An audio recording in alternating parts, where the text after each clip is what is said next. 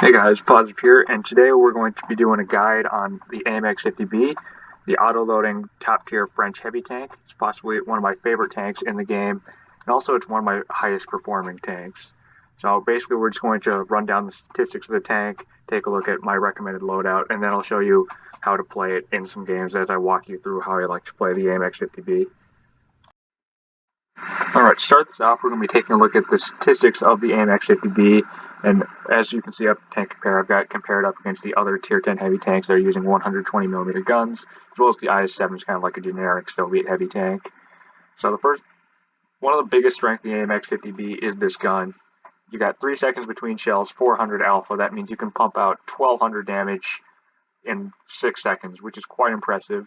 So like even though it's got this lower DPM value, it is much easier to utilize the full DPM of the AMX 50B as compared to these better DPM tanks like FE215B, T110E5. So don't be fooled by this lower DPM, which is also partially caused by the fact that since the 50B is an autoloader, you can only mount vents and you can't mount rammer like these other tanks. Moving on, one of the biggest strengths of the 50B is extremely accurate. This 0.293 dispersion value when you're running vents and double food makes it the most accurate heavy tank at tier 10 when you're fully aimed in. 1.68 seconds aim time, it's not bad. It's a little worse than the T57 FP215B as we can see here, but still better than like even the E5, which is already a quite accurate tank. And it's going to be way better than tanks like IS-7, IS-4, Mouse, etc. Gun handling, it's not great. 0.2, 0.2. It's good enough, but remember that since this is an autoloader, you'll be able to fully aim those second and third shots because your aim time is a little bit faster than your time between shells. Moving on, one of the biggest strengths of the AMX 50B that makes it super flexible on the battlefield is you've got 10 degrees of gun depression. This is the highest value of all tier 10 heavy tanks, so you can work pretty much any ridge like a complete boss. It's not going to be an issue like it is with these Soviet heavy tanks or like the FE215B, which have 7 degrees or less. And then here we come to the biggest strength of AMX 50B compared to the other tier 10 heavy tanks, and that is the mobility.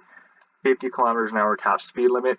It's the same as the i7, but unlike the i7, the AMX 50B has these effective power to weight ratios to back it up. So this thing can really rotate around the map, and this is where I think the biggest difference between the 50B and the T57 comes in. So the T57 is not a very fast tank. You'll notice it's actually the slowest tier 10 heavy I have in this comparison. Low speed limit, low power to weight ratio. So whereas the AMX 50B, you can really choose where you want to be on the map with this mobility. The T57, you kind of got to just pick one flank and roll with it. Now, like looking at the 50B, we can see we've got this great firepower, gun depression, accuracy, mobility. So you might be wondering where the 50B pays for it, and I think we all know it's pretty clear. The 50B pays for it with this armor. It's not good at all compared to the other tier 10 heavy tanks. In fact, there are a lot of medium tanks with probably more reliable armor profiles, like the M48 Patton, for instance. So, however, like I don't think these values really show the whole story, so I'm going to bring this tank up on Armor Inspector and show you how to make the most of the 50B's limited armor values. So here we've got the AMX 50B up in Armor Inspector, and the first thing you'll notice is it's pretty much all green with the exception of this really, really strong frontal hull armor. It's because it's like 230 millimeters on the beak here and like 170. It's all super well sloped, so we're approaching like 340 millimeters or so of effective armor against AP, no less. It's even higher against heat ammunition. But the biggest problem with the AMX 50B is this giant weak turret. Pretty much everything is going to pen you straight on, so you can't really ever rely on this. However, sometimes you get into a pinch. One trick I'd like to let you guys know is if you point the gun all the way down, you'll notice this way you get the gun mantlet actually, which is spaced armor, in front of the turret armor. So it adds on, and also it turns some parts into an auto ricochet, as you can see here. So people will not be able to pen the center part, and it actually makes the turret somewhat troll if you wiggle the tank back and forth. Those poorly aimed snapshot will not penetrate the 50B's turret. Also, another situation you might find yourself in is if you're backing down a ridge, then what you can do is you'll notice that like if you're using gun depression, people will pen this top. However, if you back down a ridge and you point your gun all the way up, then we can see that people will no longer be able to pen this upper part of your turret. So you can actually troll some bounces this way as well. And then a final note about the armor is the sides. These sides are 30 millimeters thick. These are going to be triple overmatched by everything at tier 9 and 10. So you cannot side scrape in this tank. And furthermore, it's only 30 millimeters thick. So high explosive is going to go straight through the sides and the back of this tank, no problem. And also, if they've got a large caliber high explosive shell, so like if we bring up the E100, there are some weak spots on the front of the hull that they can abuse. So you can actually penetrate these hull cheeks oftentimes in game with a high explosive shell. And this is the wrong gun. But like if we bring up the 15 centimeters high explosive, you'll notice that if you just over angle just a little bit, the E100 is going to punch right through these kind of hull cheeks, and that's going to be really nasty because you're going to take 1,000 damage for that. So if you're shooting at a 50B, you can feel free to take advantage of that. As a 50B driver, there's not really a whole lot you can do except hope that they never get these plates. Although you can cover, if you do bring them up, you can hide them with a building like this so that they don't get the chance to shoot you like that. Alright, here we go. Straight into our first match on Himmelsdorf. And I'm going to try and show off the mobility of the 50B. Now, Himmelsdorf, you might think, is a kind of a strange map to do it on. It's a city map. It seems kind of closed. But actually, it's a great map, because you can use it to create crossfires if you think strategically. And we'll be able to take advantage of the 50B's mobility and that great burst potential, and have a large impact on this game. So the first thing I do is I don't want to overcommit on one side, because it's not going to end well, because we still don't have armor, even though we like to think we do. So we spot the Jagdpanzer from this window position, which I quite like on this map. And we also spot the T-62, who isn't completely safe from us, so we can put some free shells into him with this clip. He's not safe, there's nothing he can do. He overexposed himself, and he's going to get shot 3 times total. So we're already up 1200 damage. And we notice that the enemy has just capped A. It must be the PTA on their team, because he's the only tank who's fast enough to do it, since the 62 is already spotted. And I know this PTA has to die here before he gets behind our team, because if that PTA gets behind our team, he'll cause some major problems. And just expected we spot him trying to get into our spawn. He catches us in the open a little bit, but we outtrade him because we have 400 alpha, he only has 350, and we have 2 shells left for him. Looks like he's trying to make another cheeky peek. He's going to pay for that with 2 more shells, and he doesn't find the connection on towards our turret. So while I'm on reload, I can use this time, and I can actually close the distance, get closer to this guy, because I can press the advantage that I now have. He's on a 1-shot. Looks like he's still trying to go through our spawn, trying to run away from me. Big mistake, buddy. You're not going to outrun the 50B. It's not going to work out. He's on a 1-shot, and we clean it up. It's just this T-62 left on this flank, so we can keep going. We have the mobility. There's no one watching the courtyard, which is really a big mistake from their team, because that lets me just cut straight through here for free instead of having to go the long way. And we can find the T-62. He's completely unaware that we were able to flank through the courtyard. And we put 2 nice rounds into him. We've got all sorts of damage modules. He's probably going to go down to that 183, because that 183 can splash pretty much anywhere. And with mobility 50B, we're already done here. We're moving on. We're going to try and kill this DK45.02B, looking very isolated on low health. Perfect target for our clip. So we're just going to dive straight through the courtyard, which again is unattended. We do spot the 183, but he's also unaware of our position. Same with this DK. I guess he's not too happy with that shot because he's backing out to try and put one into us. He misses snapshot. That one dips into my hull, and we pick it up. And it's just this 183 left. Spoiler alert, it's not going to work out. We still have 6 tanks available towards us, so he dies before we can reload a new clip. And that's because I was able to clean up the flank before they got behind us. And that's the kind of impact you want to be looking for with your 50B, dragging across the map and removing those threats to your team. Jumping into your next game here on Vineyards, taking a look at the lineups, you'll notice first thing is they've got a pretty dangerous M48 Patton on the other team, that's Spartan player. Both teams pretty similar lineups, mostly heavies, couple meds, and couple tank destroyers. So teams could really go either side on this map. So I don't really want to overcommit anywhere. Otherwise, they could catch me with my pants down. That's not going to end well with only 1200 in the auto loader. It's not enough to kill a tank 1v1, so you need support. It also doesn't have armor, so you can't really rely on bouncing anything. So we're going to just take a more passive position to start with. Figure out the positions of the enemy tanks first, just like on Himmelsdorf. First thing I'm going to do, I'm just going to set up, take some blind shots at this crossing. Pretty unlikely that any of these are going to hit, but it doesn't really matter because I can't really do anything with that first clip anyway. And we actually donked 2 into the building. .297 dispersion is a lie. Moving on. So now that we've done that, teams have been able to move up a little bit. Sorry, Mr. E75.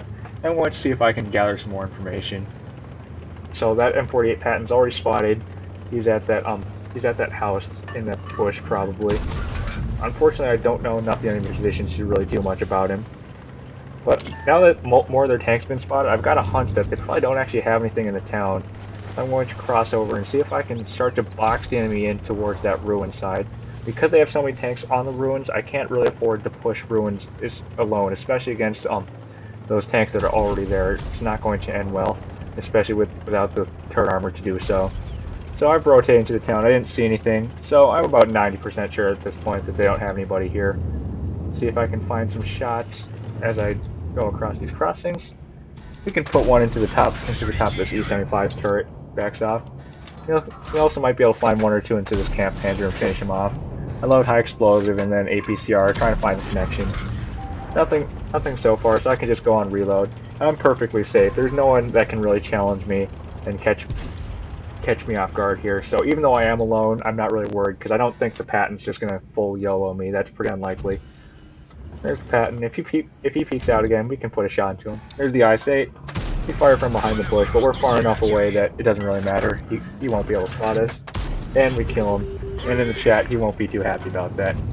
Got 1 shell left, decides to load a new drum. I don't really want to reveal my position to the enemy yet, because otherwise they might pressure me. However, now they're starting to push deeper into the ruins, so I'm pushing a little further. I do get spotted, but at this point they're just too far in. Now our team is starting to surround them, and they've got nowhere to go unless they try and kill me, but it's only this E75 that really notices, so we might as well take care of him before he calls the rest of his team over. But 1, 2, 3, and he's down towards the 1 shot. He's got the stock gun, poor guy.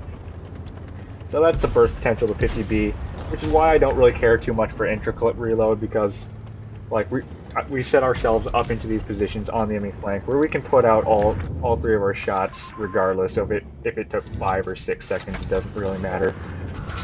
So we've got a full drum, we're ready to rock and roll, full health auto loader, and I decide we're going to take out this Compouncer, and then we've got 2 left for this M48 Patton. He's trying to run away, get a better angle on our team.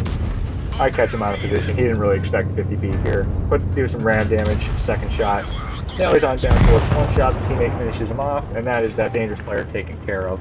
And we've only got 2 tanks left, so it's basically just a cleanup at this point. And I bet you're starting to notice a pattern with this gameplay. So I don't really know what the enemy is going to do, so I don't really like to overcommit to one area. Figure out the enemy's positions, and then like you can usually guess out where the enemy is going to be based on their lineup, and then you can make some aggressive plays with the mobility, set up on the flank and create crossfires with your team, box the enemy in, and then use that nice burst potential to do some major damage onto their flank, destroy key targets. So 4,400 damage on this game. Nothing too special, but I really wanted to use replays that really show the rotation potential of the 50B. Finally, here's our 3rd game. We're on Oasis Palms. We've noticed that they've only got 1 med tank, so we're going to break the pattern, and we're going to play aggressive, because if we run into this medium tank, we've got a T-54E1 with him. That medium tank is going to die very quickly if he tries to challenge us, and we've got the mobility to run away if needed, so you're going to see some aggressive play coming out from the 50B. I get spotted. I think it's the 140, but I can't be sure. However, the 140 is over there, so I'm actually kind of confused as to who spotted me. I'm going to keep going and see if I can figure out who it was. I'm making sure to stay underneath the ridges here so those tank destroyers can't find me. There it is. It's that Foch. I popped him in the tracks twice, so he's no longer got a repair kit, and he loses 3/4 of his HP in 6 seconds after bouncing a shot off our mighty French armor. So I'm going to go here, pretend that I'm going to go around that direction, and now that I'm de-spotted, once I come off the clip reload, I can just go around the other side and kill him in a direction he doesn't expect me from. Actually, I hesitate because for a moment I thought it might be better to go around the other side, but I decided the better of it. I decided to just commit here anyway because I need to kill this Foch as soon as possible because we're already down a tank. He's looking the wrong way as expected. Pop 1 into him. We've got 2 left to try and support our team with. So fire one at the 140, that's the poor gun handling coming in to play. Missed it. And I missed the second one. That's a bad, poorly aimed shot, hits his tracks. Doesn't really matter because now that we're on reload, we can use this time to rapidly relocate back towards our team. If I were a T-57, I wouldn't have dared do this because I would have been late to the fight, and our team would be a gun down just far too long. So I'm just making a beeline straight towards the enemy team. When I do manage to find a cheeky connection to that 183, another one to the E100, look for another target. E100 pop backs out. We can put another one into him. So that's some great damage coming out really quickly there.